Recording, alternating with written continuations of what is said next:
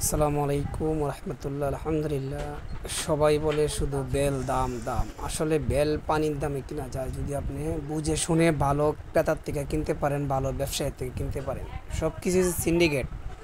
এই দিন আমার সাধারণ একটা ব্যবসায়ী দেখেন কত সুন্দর বলে লইয়া মাল বেচতেছে, আর যারা নাকি ফলের দোকানে বেচে ওদের যে কী কুব আওয়ারা আপনারা বুঝতে পারবেন না। আমি এখানে বেল কিনছি আমি 100 টাকা আলি, আর শুরুটা একটু 80 টাকা, বড়োটা 100 টাকা আলি।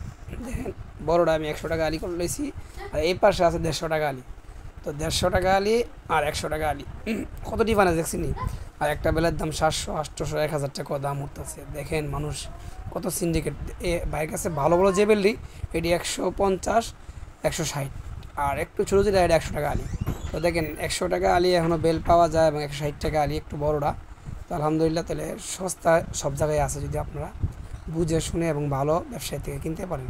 আর যে সিন্ডিকেট যে ব্যবসায়ী আছে বড় বড় দোকান লইয়ে বসে, ওরা তো একটা 1 নম্বর সিন্ডিকেট। তো এই বলে আপনাদেরকে জানাইলাম।